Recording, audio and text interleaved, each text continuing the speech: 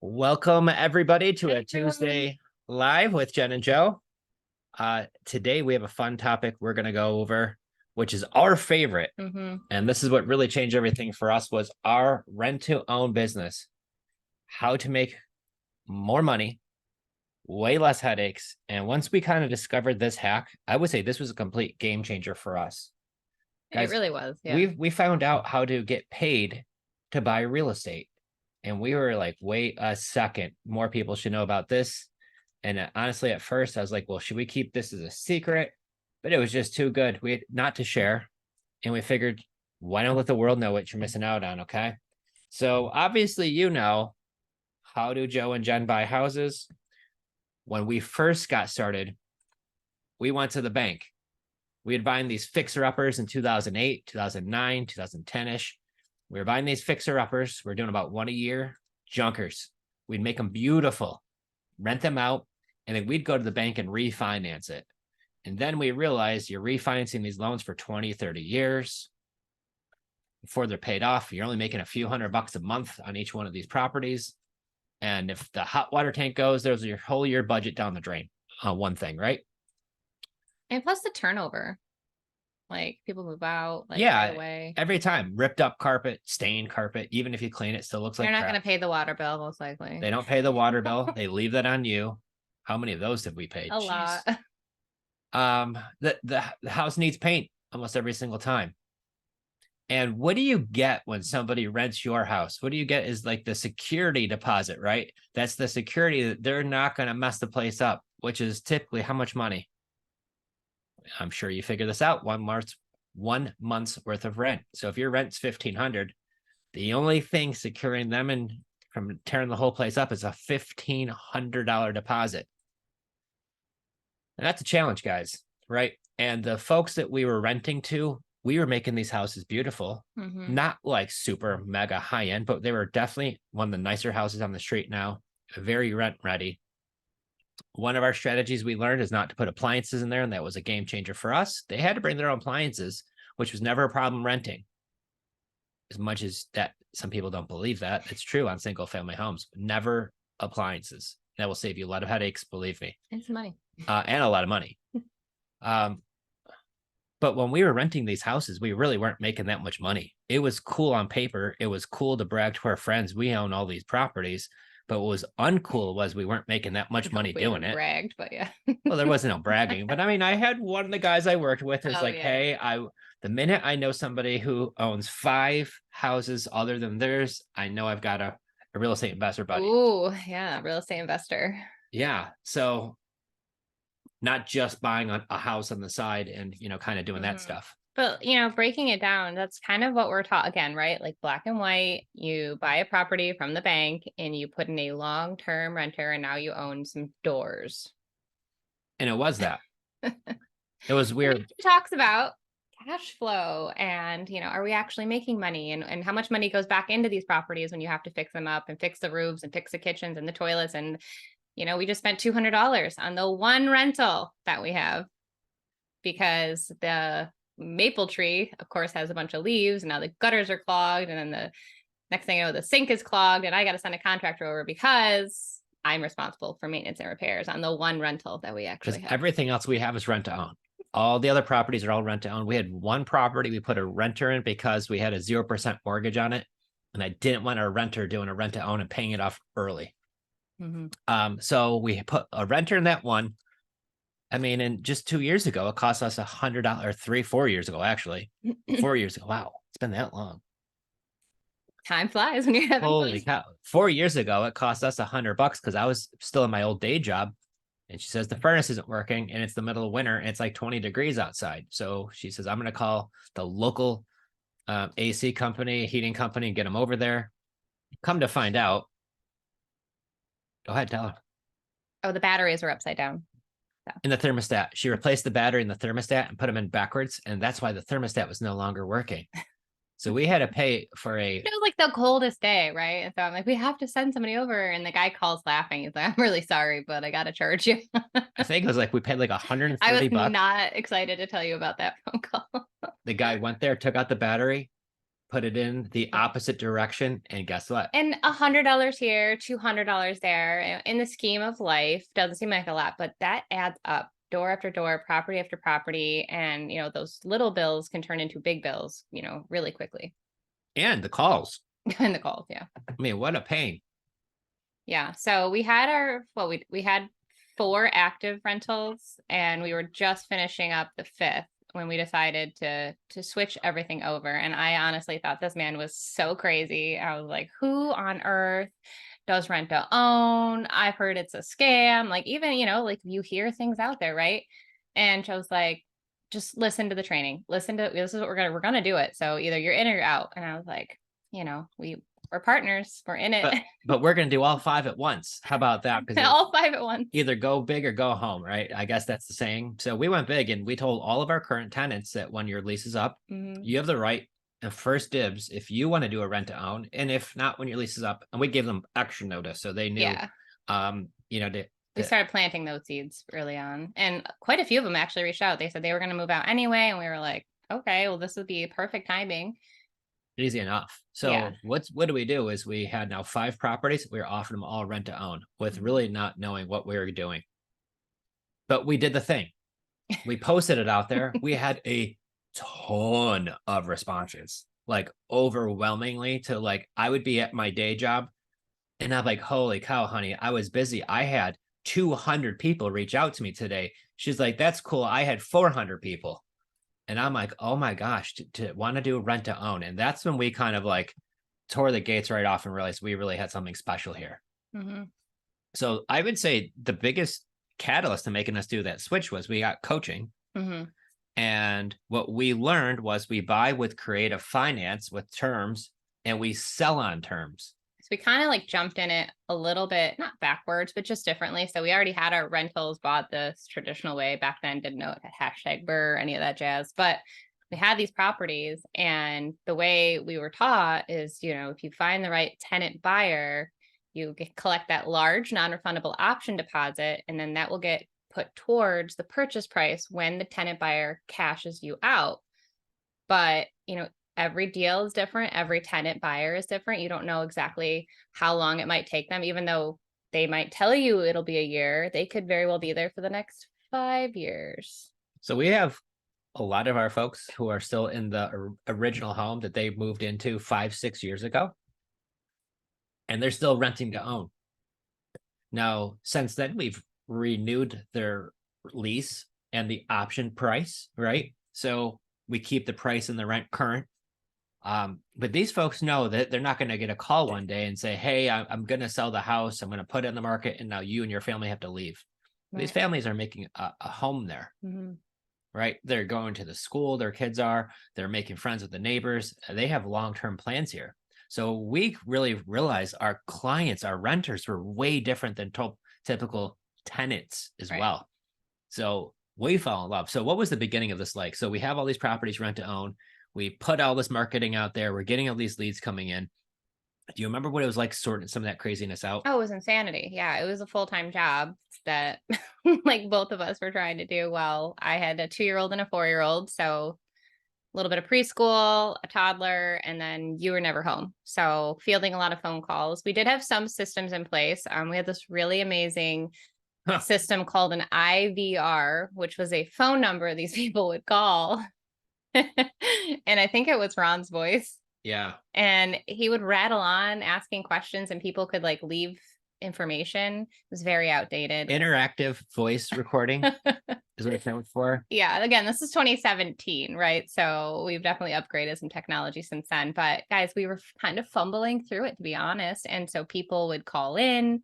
We kind of sort of had a CRM that I didn't really understand very well. On the website was capturing things. So he'd get emails. We would get phone calls because we went around and plastered these ugly yellow signs saying bad credit, okay, no bank qualifying. And so everybody was calling these numbers.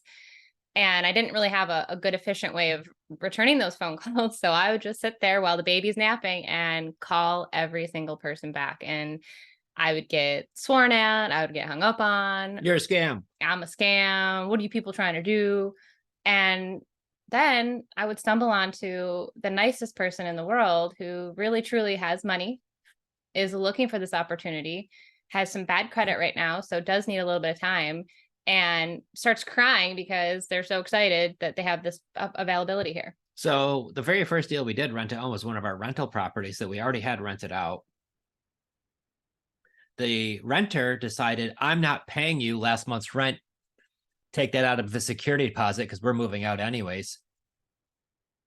And it was really odd. And I shouldn't get into it, but I don't even know which one you're talking about. Southampton.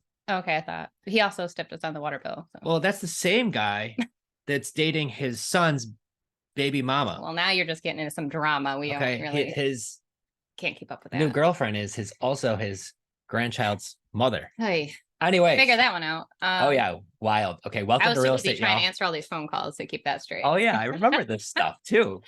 So anyway, to bring the 2 kids over and clean the property up afterwards so I could show the property. It was a little bit of a mess. So guys, we're sharing this because, like, again, it's real. It's real deal. You never know what people are gonna do to your house. It sounds like a Southern thing. Yeah. So this was in New York. It's in New York.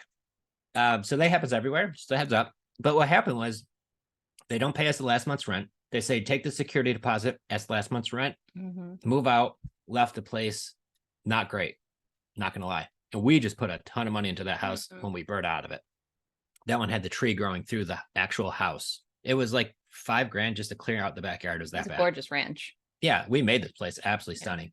So what happened was we had the yellow sign in the front yard was Mike. And he says one of his coworkers drove by and saw the ugly yellow sign in the front yard, said rent to own, bad credit, okay. And it was at work, and he was telling one of the guys he works with about this house. And one of the guys says, hey, I'm interested. Where is that? Tells him the address. He drives by it himself, calls us.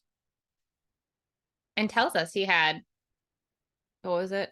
His down payment is non-refundable. He had $10,000. 10,000. So right there, when people have money, they will tell you typically.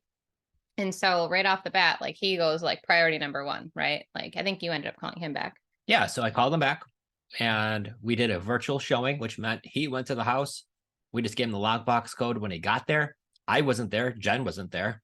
A virtual means we're usually like on a FaceTime with these people while they're walking through our house. And everybody always says, well, what happens if they break in there? Guys, there's nothing in the house. There's not even appliances in the house.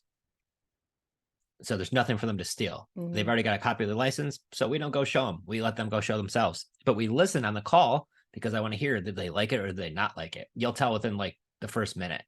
Either they're saying, wow, this is amazing, or they're going to be like, oh, yeah, nope. And you'll know. So it worked out really well. These folks loved the house. They were living in an apartment complex not too far around the corner, and they had banged up credit. They loved the opportunity. They could move into their future home now and pay rent and treat it like home until they're able to buy it later on. And guys, they cash out of that house. They bought that property. Well, but before they even got to that, like, so he wasn't the first and only to look at that house. So I think we had, I don't even know. A lot. Like he had a tent sale. So he would work like nonstop for like 2 weeks in June at this car dealership. Day job. Day job.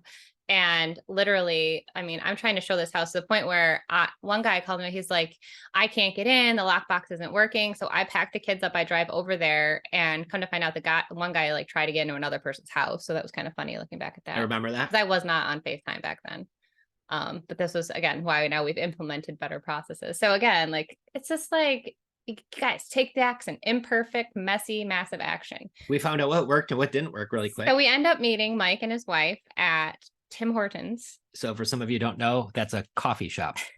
Close to like Canada, basically. Yeah. So we meet him at a coffee shop, sit outside. Yeah, just to kind of, chat face to face. We don't do this anymore. But again, this is our first rodeo. What do we know? So we're, doing everything Ron told us not to do, right?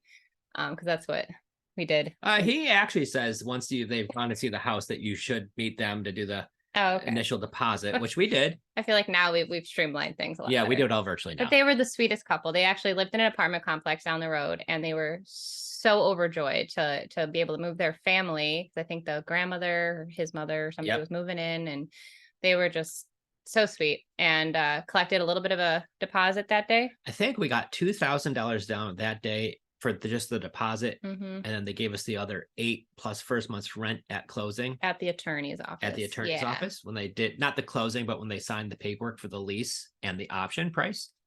And I'll tell you what, once we did that one, I was like, holy cow, I thought we discovered fire.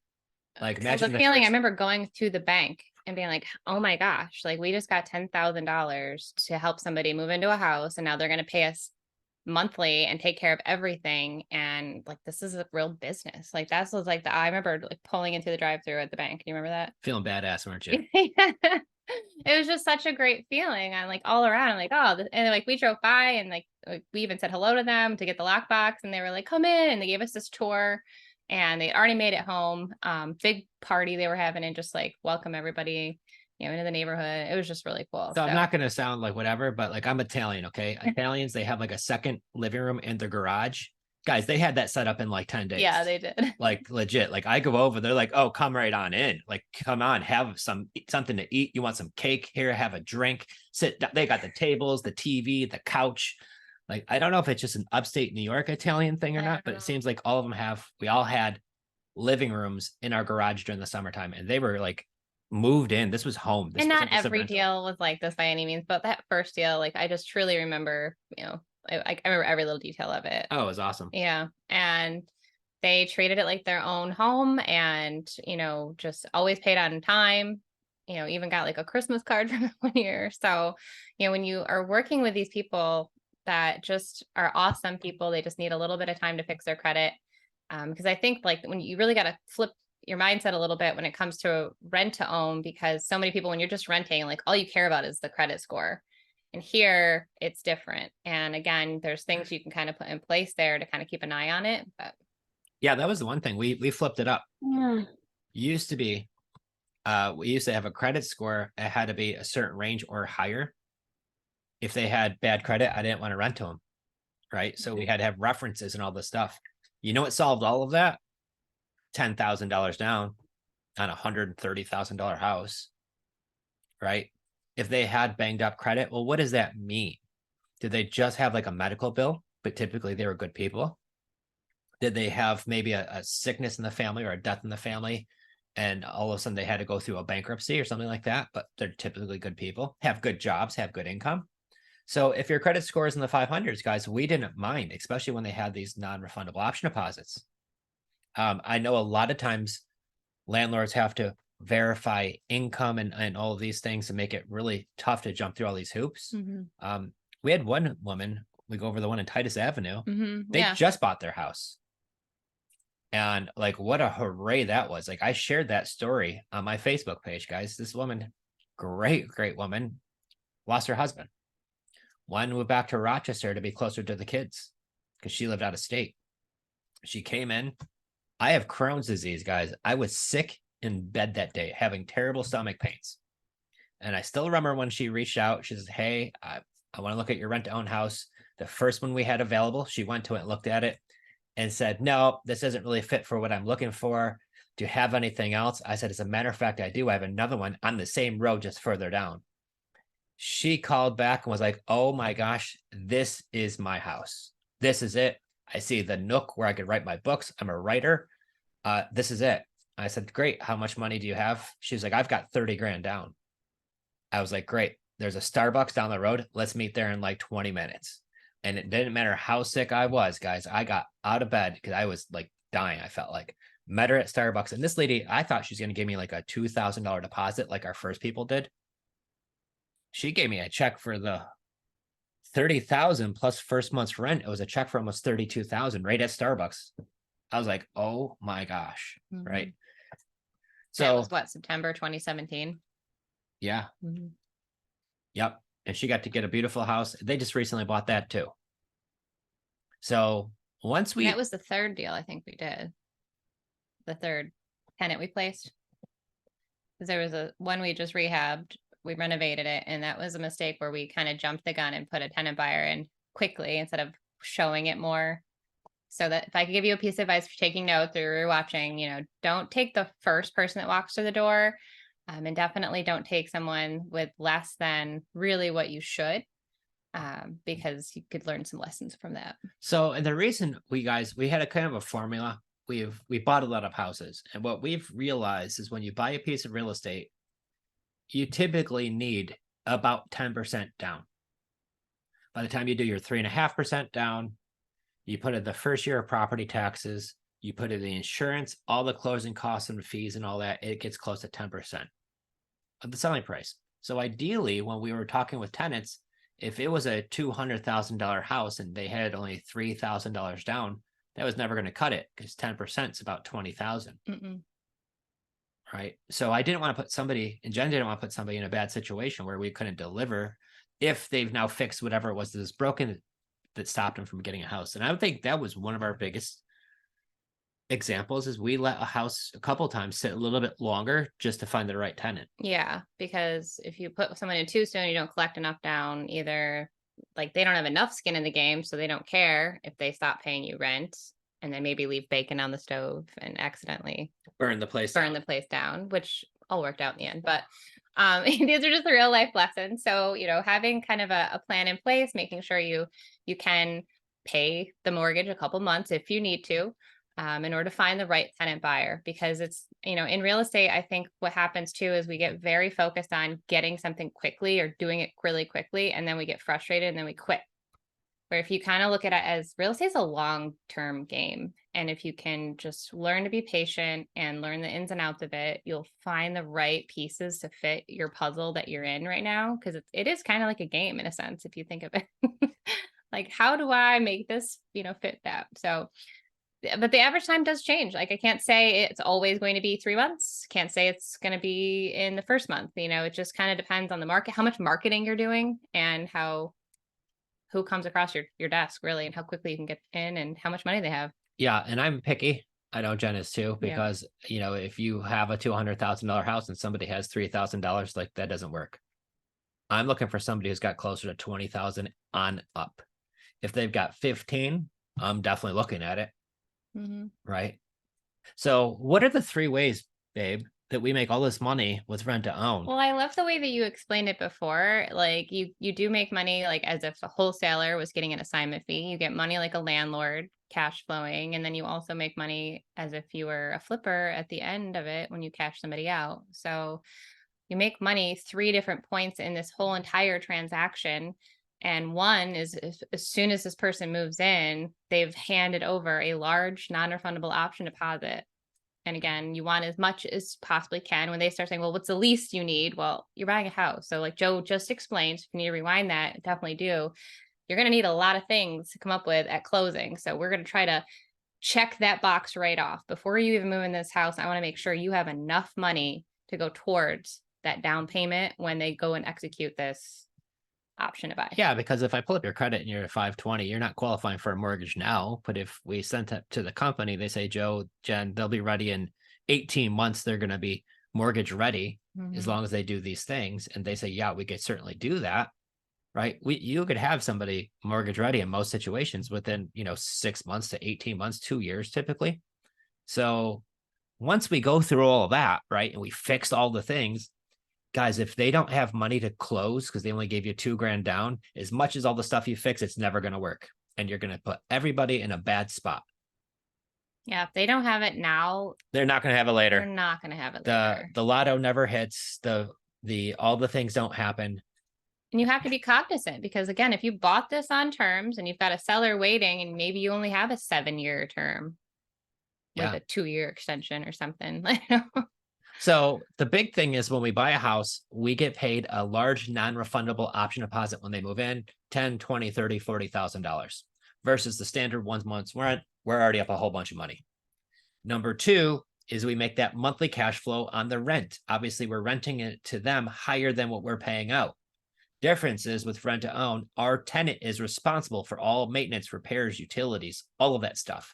So if the thermostat stops working in the middle of wintertime and I didn't realize I put in the battery backwards, they don't call Jen and Joe. This time, if that was rent to own, they would call the company and they would pay the guy the $130 to come in there and switch the spot in the battery, right? Instead of us paying for it. So that's the second thing we love as well.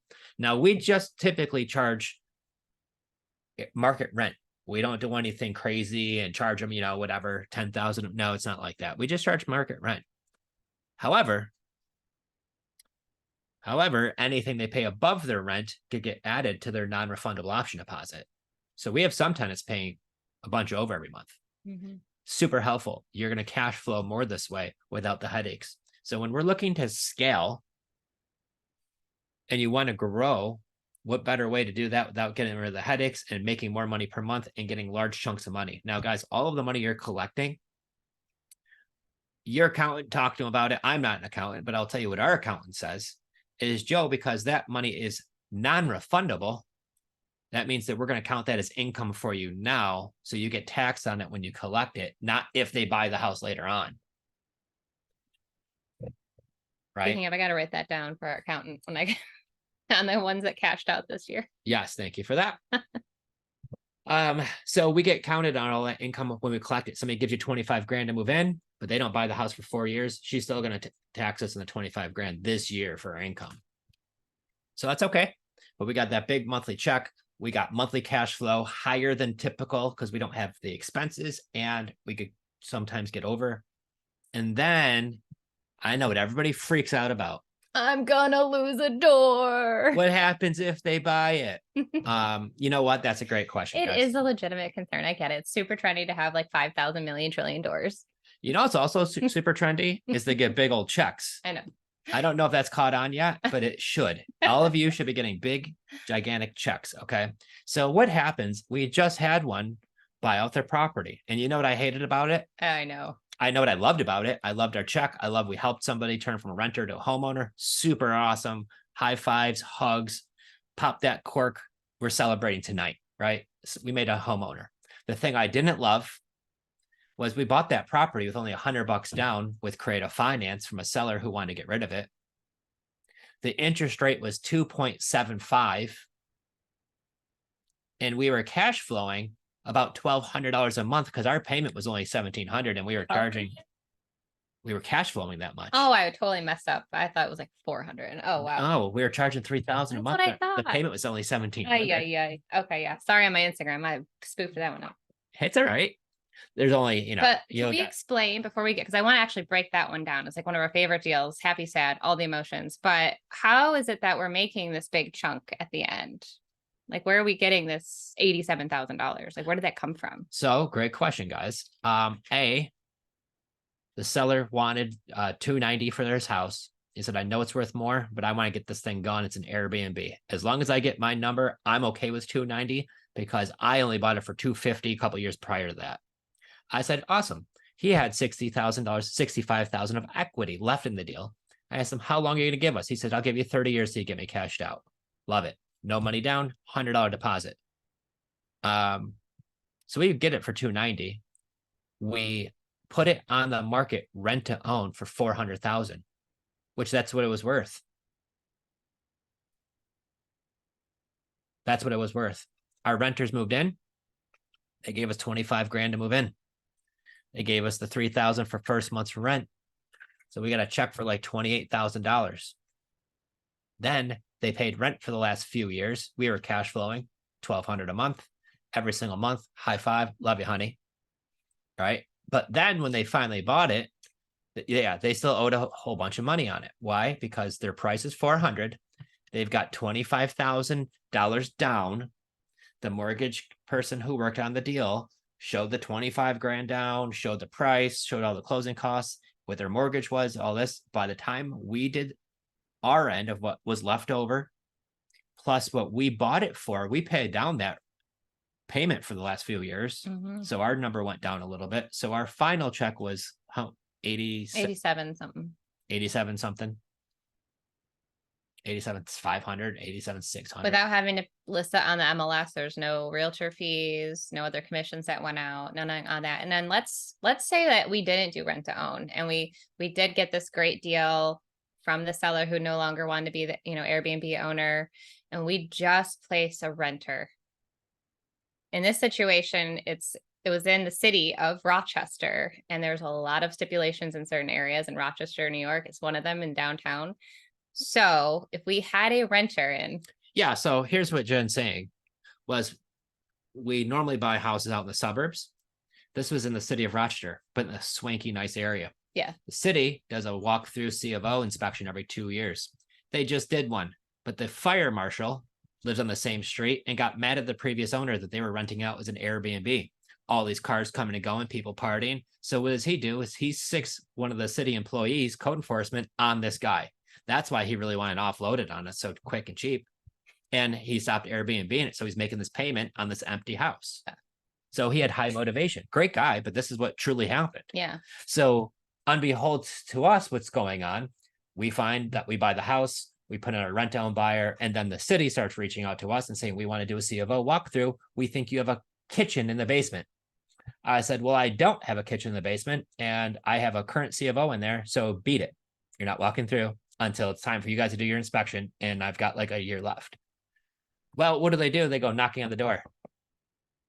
And my tenant just nice and be like, come on in, right? They don't know. They don't know. So the city comes and does a walkthrough, finds out there is no kitchen in the basement. But they said there's no smoke alarms, which is nonsense because I am a smoke alarm freak. I have a carbon monoxide detector on every floor, and smoke alarms, like if this place ever goes, there's going to be a zillion of these things going off. And I spend a few $100s per house, and we buy them in bulk on Lowe's.com and get them shipped there. Yeah. And I know we spent hundreds of dollars. Don't skimp on those. Never. So I said, nope, they're there. So they were fine with that. But however, they got super grumpy, super grumpy. Because why? First floor, beautiful. Second floor, bedrooms. Attic is a finished attic with a bathroom up there. Toilet, sink. Working. Nice looking bathroom too. Well, the city says you can't have that in there. And my renter says, well, we love it up there and we use that bathroom. I says, well, we have to either tear it out if this is going to be a rental for the city and you guys are going to have to do it, or you could buy the house and then you don't need a C of O from the city anymore, and they could just be on their way because they don't have to do because they were talking like either fire escape and these sprinklers. Oh yeah, we're talking like thousands of dollars. Like what did we get quoted? Like it was like $20,000. $20,000. So if we had a renter in there, we would have no other choice to now like come up with $20,000 to put in sprinklers and and they won't let you do like a ladder out right. No, like one of those intricate fire escapes, but it's got to like look pretty because it's, and this is a house, guys. This is a house. This isn't like a building in New York. This is upstate New York. This is a normal house. Yeah, Rochester, New York. So just be careful of regulations when you're buying property. So again, super grateful that we have rent to own, because now we're like, okay, well, let's take a look. Although we are so sad to see this interest rate go at 2.75. Oh, heartbreaking. Cash flowing. People are happy there. Didn't want to let it go, but coming up with the money right now and doing all that, or just kind of help them. So now they own it. Their payment went down a little bit. They own a property. We got the city off our back and got 87,000 reasons to now reinvest it in more properties. Yeah. So I don't know. I just feel like it's really important to kind of share the behind the scenes, some of the authentic stories of the who, the what's and the hows, because this is true. And it also happened in another property we had where they had already been through the basement, but then all of a sudden they had a big problem with the basement in another town. So it just depends. Some towns are like, super in your business and they want to come in and do all these inspections and whatnot. But to have that kind of as you're okay, like, here's my easy button. I'm going to pull that lever and I'm going to help these folks, get cashed out sooner than later. And they're a little nervous. They're a little scared too, right? It's a big step. It's kind of like the training wheel program, I call it, where they're in the house. We're kind of there in the background, like more for like support, and they're just paying us. But at the same time, like when it transfers ownership, like, see it. Because that's what happened. I'll tell you a quick one. The town of Greece, New York. Yeah. We had a bunch, but 2 rentals in particular. Every 2 years, they go do their walkthroughs. Guys, every 2 years, they do their walkthrough. Okay. The houses are built in the 1940s, plural. Been rentals forever, plural, ever, when I say ever. And they've done many walkthroughs to these properties, but for some reason, right in the beginning of COVID, the code enforcement says there's a bathroom in the basement. Now, this is a bathroom from like the 1940s, like the old toilet. It's like a little tiny been there forever. Forever. They said, yeah, you can't have that down there. So you have to tear all of this out. And I'm like, this hasn't been a problem in 70 years, but all of a sudden, like when landlords are not collecting rent because COVID happened, now is where the town is coming down on all the landlords. Like, what the heck is this about? But don't let this scare you. Like, we're sharing because like we have problems all the time. That's what we do. We solve problems. Yeah. We're real estate investors, but there's some workarounds, and I don't know, looking back. Our renter paid the $5,000 to put an egress window. Yeah. So He's like, no, again, I'm leaving this down here. He paid $5,000, had the egress window put in, so now they have a fire escape out of the basement, and because it was rent owned, and he's like, no, I want the bathroom down here. I use it to get away from my wife and kids, and man cave. I love having my own man cave. So Yeah, but again, like that would have come out of our pocket and, would definitely affect your business if you're counting on that cash flow and those reserves for other things that might pop up. But, these are real deal things and scenarios that can happen. yeah. So what do I love about it? So many things, so many things, but you get a lot less phone calls. I would say honestly, the hardest part is in the very beginning, placing that tenant buyer. Like that is where your work goes in. Like if it's just you, like it was just Joe and I for the first handful of years, like it's a lot, guys. Like it's kind of like, how many people can you talk to? How much, can I sift through? How many questions can I ask real quickly? And just to find that right person. And then obviously if you're scaling this and you're growing, like the goal is to be able to hire people to help you do that part. And it's a lot in the very beginning, but it's totally worth it. I gotta say though, that is true because it took us some time, but we didn't have us back then. Because what about our private client who had the house in New York? Tenant moves out early. They get all upset because their tenants move. I'm like, guys, you want to rent to own this house anyway, so don't worry about it. Yeah. And they put somebody in like under 2 weeks, like opening like weekend when they had the open house. They're like, lady walked through with her kids. The kids are picking out bedrooms. She's a nurse. Her landlord sold the house. They were living in a hotel. She's got tons of money to use for a down payment. And he's like, I just feel great about this. Yeah. And I don't even think it was 2 weeks. So sometimes for us, I will tell you, if you're in a populated area, you'll do. We did build quite a community.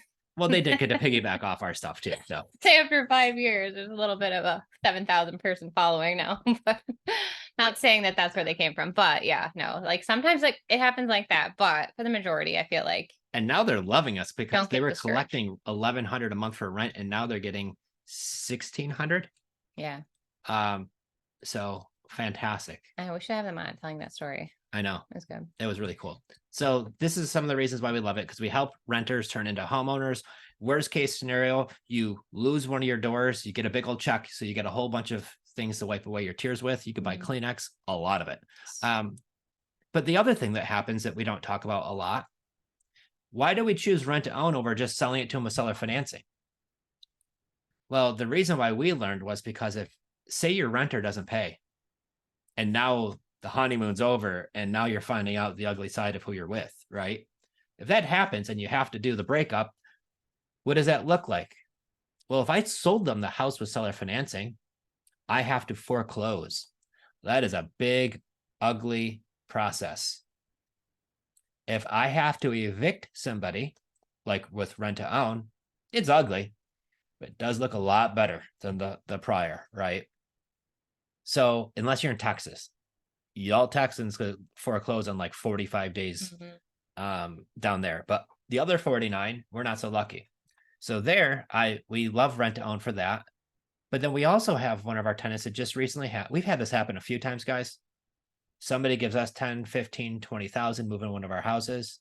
And they say, my job just got transferred. I'm going to be leaving at the end of the month, end of the year. You guys are going to get the house back. You guys are awesome. I'm so sorry. I didn't buy the house and fulfill my end of the bargain. I know I don't get my money back. You guys have been great, but you guys get the house back at the end of the year. We have one of these going on right now. But if you seller finance it, like that's the deed's transferred, it's theirs. Well, yeah, then you have to unwind the whole deal if they're just going to give you the house back, or they're going to have to sell it. List it themselves, probably, wouldn't they? Right. Yeah. For us now, that we're just like, goodbye.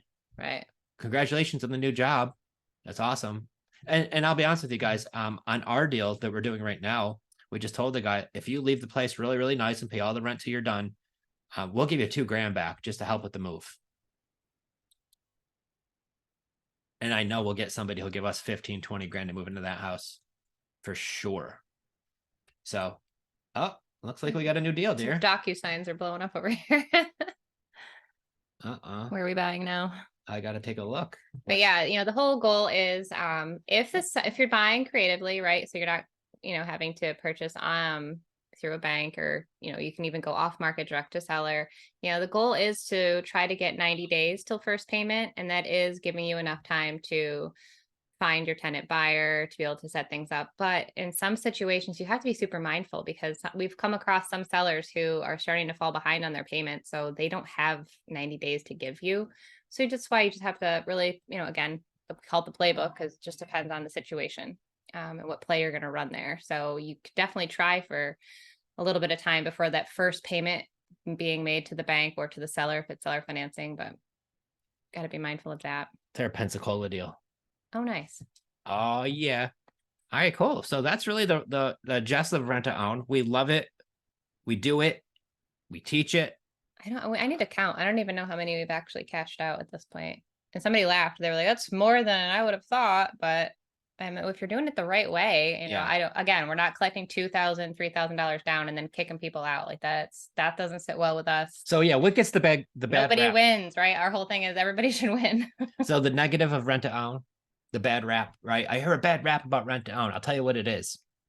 Somebody collects $2,000 down on a $200,000 house and they give you 12 months to cash out. Well, in 12 months, you don't get mortgage ready. They throw you out. They keep your $2,000 and then they put somebody else in there who gives them $3,000 the next time around. Mm-hmm. And that's their business model. And that's what their business model is. For us, if your term ran out, we'll just renew it. The price might change. The rent might change. That's okay. As long as they're paying rent, I'm happy as can be. And so is Joe. Yeah. So I don't want to throw anybody out of their house. And we also don't collect $2,000 down knowing that they're going to be able to not buy it later on. Like that doesn't help anybody. Mm-hmm. So we make sure that we do collect close to enough, if not enough up front, and then let them work their magic. So and then I was also going to throw out there screenthetenant.com. I know we have an awesome video. I've tagged it before in our group.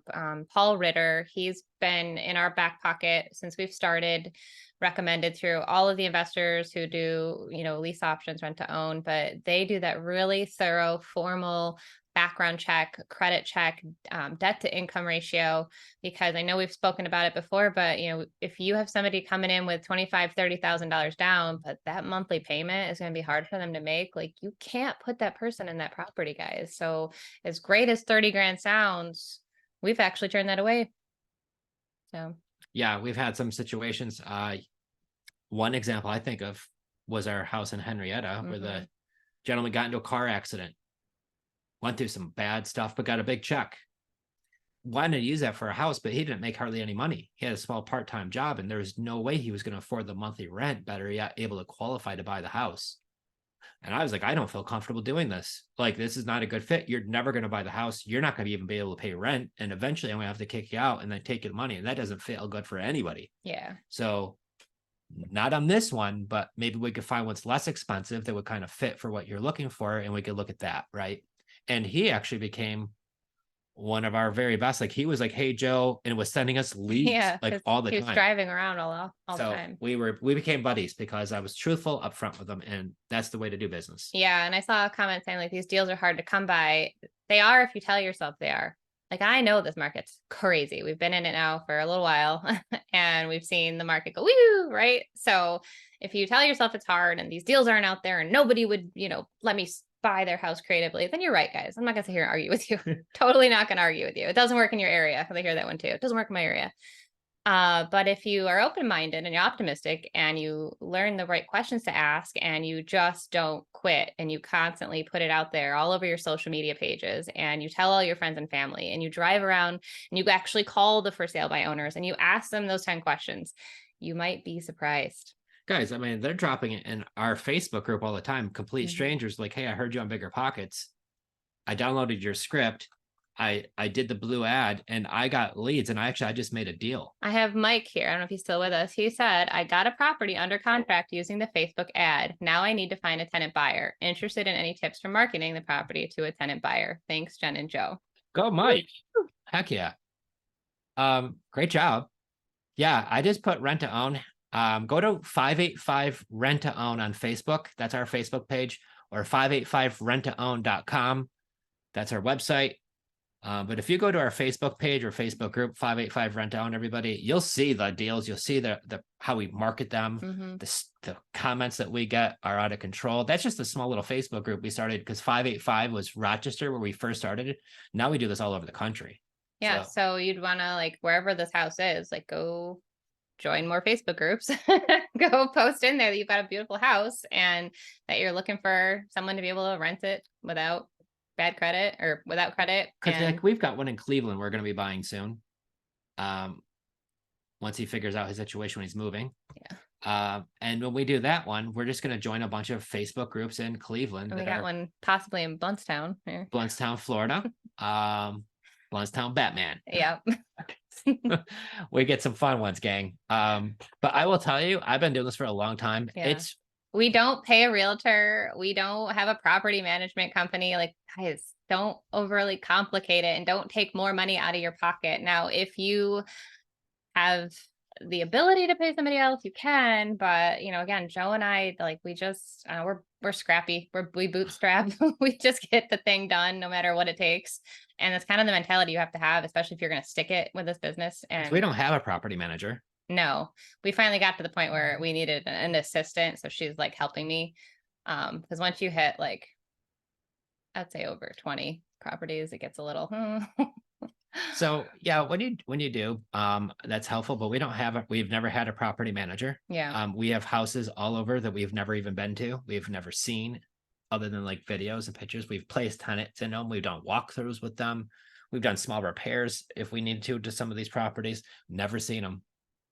And never will. Yeah. Because they're scattered. So with that being the case, if I find a good deal today in Columbus, Ohio, we don't have a deal there. Well, guess what? We're about to own a house in Columbus, Ohio next, right? So that's what I love doing. Yeah. Is where the great deals are, and you keep those. Okay. If it's not beautiful, Mhm. that's still okay, Mike. We've done those too. Depending on how much it needs, would you classify it as a handyman special? Like it needs actual like updating? Or if it's just like it's got an older kitchen and it's not like, Joanna Gaines approved. Because I feel like there's a big difference if it's like, Yeah, because if they do need a little work, we do offer those rent to own handyman special. Yeah, and it's a typical flooring, paint, Yeah. some updates. Yeah, I would totally offer that rent to own handyman special. Do the work yourself and save thousands. Save thousands. Yep. So think about how much, well, how do you word it? Like how much you would put into it if you were to fix it up, but then like price adjust slightly. Yeah. So for an example, if the house today is worth 100,000, they've got 2 years to buy it, and I'm going to list it at 129, 139, maybe even 149, and I know it's going to take me $10,000. It would cost me 30,000. Well, I'm going to have the house inflated for a couple of years pricing because I'm not buying it today. So I'm not selling at today's price. I'm selling what it's going to be worth in 2 more years. Nobody knows, but we're going to take a good shot and say it's gone up a bunch. You could go down if you need to, but you can't go back up. So aim for the stars. Don't go out of control because it still has to appraise, but within reason. So if my house today is 100 and I'm going to sell it for 159, if somebody's going to do a rent to own handyman special, I might sell it to them for 139.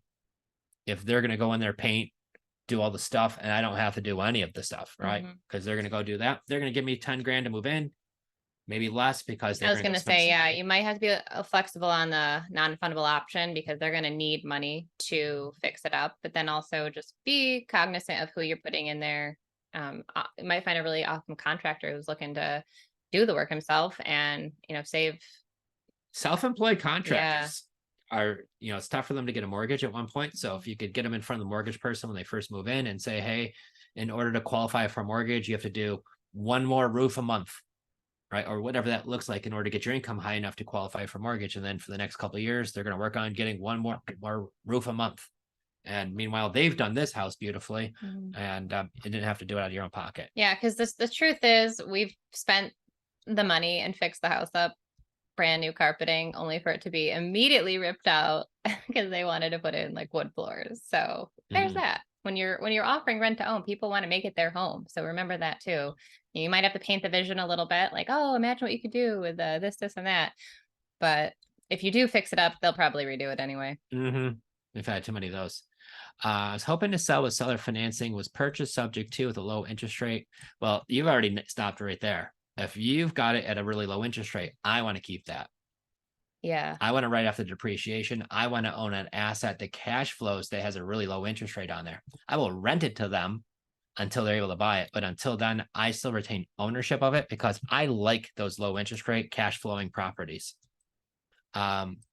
So guys, I will tell you, if it's not in Texas, I don't know. I would just really reconsider lease option or rent to own. yeah, and also look at the foreclosure laws in your state, wherever that is, Yeah. Mike, versus eviction laws, because sometimes they'll help point you to one way or the other. Although everyone we do is rent to own. So guys, if you ever want to really dive into this, like deep dive into it and learn what our clients are going through and learning and actually doing these deals, reach out to us, guys. Either drop it in a comment here and we'll connect after this. But I'll tell you, with our small group coaching, they're doing it and they're making the deals right Yeah, you now. remember like how many 4 deals yesterday with one of our clients in Texas? He has 4 deals, and out of 3 of those are going to be seller finance. Really low rates on a bunch of those. 2 of them are free and clear properties. One's this really gorgeous property outside of Houston, like this really swanky property. And the 4th deal, the seller just wants, he wanted 125, and the real number for it's probably 95 grand. So you never know. But I mean, just one guy, I mean, he's got 4 deals locked up, and he just started with us, I mean, a month and a half ago. But they just take action. Same thing goes with that blue ad, everybody. One person in our small group coaching posted that blue ad and got 1,100 comments. Phooey, that's a lot of people. 1,100 comments on one blue post.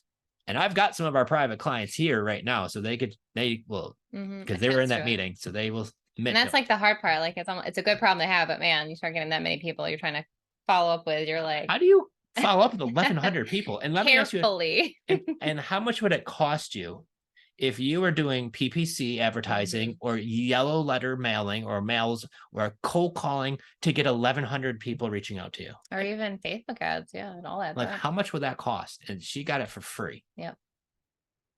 A little time. Holy cow. Imagine that. The magic of the blue ad and the right questions. Oh yeah. Yeah. So yeah, definitely works really, really well. So awesome. Cool. All right. Guys, I think I see we got some questions. I have like 5 minutes. I got to hop on to something. 3 o'clock. Do we have time for like a question? Yeah, real quick. I see Laura. She's with us. Hi, Laura. She keeps getting, so she's asking the questions and reaching out. And she's getting a lot of people with VA loans. So for example, the seller wants to have the balloon payment end on June of 27. So he doesn't lose his VA loan to purchase another investment property. She just wants to know what to say to potential sellers when they have a VA loan. Yeah. So we've bought properties that had a VA loan on them. Now, how a VA loan works, they give you a certain limit that you're allowed to spend based on the zip code of where you're buying. So if you're overall a limit to what you could spend in a VA loan, why would anybody want to do a VA loan, Jen? Well, that's a great question. You've served this country in the military some way, and now you get these benefits. What that means is you're able to buy real estate with 0 money down. They'll even let you roll in the closing costs and everything. Why do I love these for creative finance deals? Well, that's a great question. Let me answer that.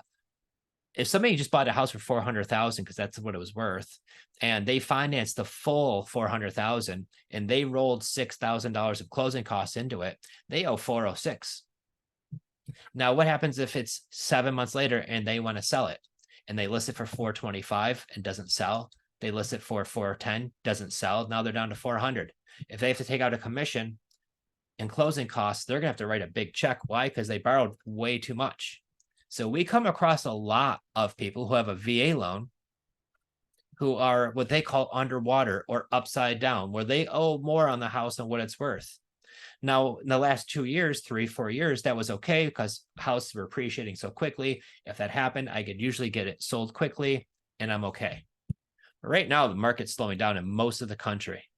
Some pockets of the country, prices are dropping. I mean, here in Florida, some of these properties I've seen $100,000, $200,000, $300,000 discounts, price dropping, still not selling.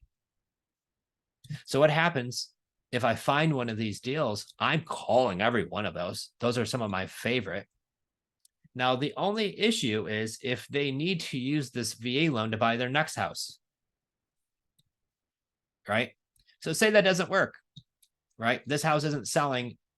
If it's a need versus a want, if I want to sell my house to move somewhere else, so I need to sell this house first in order to qualify, that's one thing. But we run into people who actually need to move and their house isn't selling. They might qualify for a conventional loan where they had to come up with a little cash to buy the next house, maybe 5% down. Right? We've had that happen, guys. A gentleman in Florida buys a house for $555, rolls $8,000 in closing costs. It was $563. Gorgeous house. His son, they applied for a school in Texas for their son because he has autism. And they were trying to get in there for the last 3 years. And every year the school said, no, we don't have any open spots. They buy this house legitly a month later. The school calls them, says, we got one spot for you, but you got to be here next month in Texas. Move from Florida to Texas. So they said, we're leaving regardless. We found our next house. And if we got to put the 5% down there, that's fine. I said, well, I'll buy your house with solid financing. I'll just take over your old payment. He says, well, I might need my VA credit. I said, nope, this will stay in place. So he was all gun-ho, said, yeah, let's go ahead and do it. And then said, nope, I'm going to list it on the market for $585. I said, well, if you sell it for $585, you're gonna have to write a big old check to say goodbye to it. He says, well, hopefully my realtor will save my butt and it goes for over asking. I said, well, don't do a long term with your realtor, because if it doesn't sell, I'll be right here for you. He lists it opening weekend. They had open house. Not one person showed up. He called me like Monday and was like, you got your deal. Let's go ahead. 0 down, $600,000 house, 5-bedroom, 4.5 bathroom with a pool, the lanai in Florida, a big lot. And it was like a 3,000 square foot ranch. Gorgeous. Just all remodeled, done before he bought it. So these deals are out there, guys, everywhere. So if it's a VA loan, do they need their VA benefit, or is it a want? If the people who are moving and they're like, hey, I bought another house, and they are okay with you doing this, I love them. So, and you're going to find a lot of people who are underwater or upside down where they owe more than what it's worth because they finance the whole amount. And if they go to list it with a realtor and they lose 5-6% commission, they might have to write a big check at closing to get rid of that house. Not with us, especially if they got like a 2-3% rate. I love those deals. But if I buy it at the wrap, what happens to their benefits? It stays on that house. So they cannot, and they still could qualify for a second mortgage. Maybe their limit was 600,000. Their first house was only 200 grand and the next house is only 200 grand.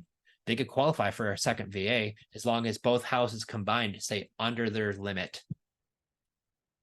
And if it doesn't, they give them a $400,000 limit and the house they have is 400,000 and it's maxed out. Well, they could keep the VA loan in place and I'll buy it on a wrap and they're gonna have to qualify for another type of mortgage. So ask the limits to their benefits in that zip code. Yeah, they have to put in the zip code they're buying and it tells them like what the limit is. They're allowed to get there. All right. I didn't know that. I did not know that. You know it now. I do. Yeah. Well, think about it. There's some areas where it's like, $100,000 house is a decent little house. And then some areas of the country, $100,000 house buys you a parking spot. Like here, right? California, friends, New York City, Yeah. right? Some of these other places. So they do that based on the zip code that you're buying in. So it works out well for you. Yeah, guys. So take a look at your properties. If you have some right now that you're like, man, I could really switch this up, then, you might want to offer rent to own. If that's something more you want to learn, creativefinanceplaybook.com. You can find us also on Instagram, Jenn Delle Fave, Joseph Delle Fave, Facebook. We've got an awesome group, huge community there. So come join us if you're not already in that. And if you're not, taking wind of this, guys, take the action just by thinking and doing that. You can really make a lot happen. So use the tools that we're giving you for free. Or call me on my cell phone. And call Joe on a cell phone. 585-587-2240. Love to talk about some real estate. I'm here. Oh yeah, here we go again. He loves giving out that number. So hey, that's what it's there for, right? All right, guys. I hope you have a wonderful day. We'll see you next week, where I believe, is it next week? Oh no. We've got 2 weeks. We've got a really awesome. We got some really cool ones coming up, gang. I cannot wait. We got some great interviews we're going to do with some past clients of ours. We got Grace from the Wire community coming at the end of this month. One of our first clients that we worked with years ago. And if you don't know Grace, she is a superstar. We were hanging out at BPCon in Orlando a few weeks ago, and it's like writing a book now with bigger pockets. She's doing her thing. Oh my gosh, so much happened in the last couple of years for her. So go and take some action. Come back with us next Tuesday, 2 p.m. Eastern. We go live every single week, and we'll see you guys next time. See you guys. Having a great week. You're welcome. Take care, guys. See you guys.